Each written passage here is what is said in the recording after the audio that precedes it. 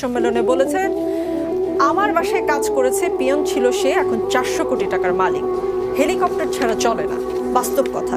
কি করে বানালো এত টাকা জানতে পেরেছি, পরেই ব্যবস্থা নিয়েছি। রাশেক রহমান, এই কথাটি নিয়ে আমার বেশ কয়েকটি প্রশ্ন। আমার প্রথম প্রশ্ন, 400 কোটি টাকা সে একদিনে জমায়নি নিশ্চয়ই। ওয়ান ফাইন মর্নিংয়ে 400 কোটি টাকা জমানো সম্ভব হয়তো না, আমার কমন সেন্স যেটা বলে। দিনের পর দিন প্রধানমন্ত্রীর আশেপাশে থেকে সে দুর্নীতি করলো, রাষ্ট্রীয় গোয়েন্দা সংস্থা এত পরে জানালো প্রধানমন্ত্রীকে। প্রশ্ন 2, প্রধানমন্ত্রীর পিয়নই যদি দুর্নীতিবাজ হয়, প্রধানমন্ত্রীর বাবুর্চি বা তার নিরাপত্তায় নিয়োজিতরা টাকার বিনিময়ে তার নিরাপত্তাকে ঝুঁকির মধ্যেই ফেলবে না, তারই বা নিশ্চয়তা কি?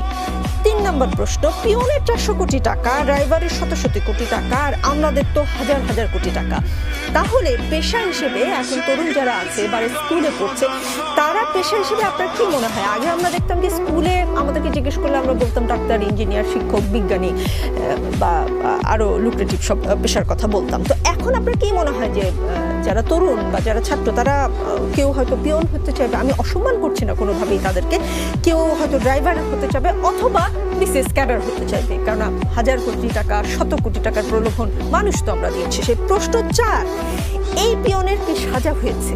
মানে সেও কি বেনজির সাহেবের মতো বিদেশে পালিয়ে গেছেন, নাকি তিনি জেলে? তিনি কোথায়? আপনি যদি জানেন আমাদের জানাবেন। আপনার জন্য আমি 3 মিনিট সময় দিচ্ছি, চাইলে আরো সময় বাড়িয়ে দেব। প্রথম কথা হচ্ছে যে আপনার প্রশ্নের ভিতরে একটা ফান্ডামেন্টাল ভুল আছে। সেটা হচ্ছে যে ড্রাইভার পেশাটাকে ছোট করে দেখার কোনো সুযোগ নাই, কোনো পেশাকেই ছোট করে দেখার কোনো সুযোগ নেই। আল্লাহ তাআলা এই পৃথিবীতে সকল পেশার আমি মনে করি নিজ নিজ জায়গায় একটা সম্মান আছে।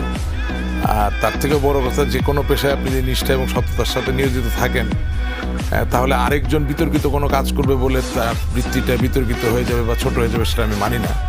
তবে বাংলাদেশের একটা ঐতিহ্য বলেন বা একটা অতীত থেকে আজকে বর্তমান, এবং আমি বিশ্বাস করি ভবিষ্যতেও চলবে, একটা সংস্কৃতি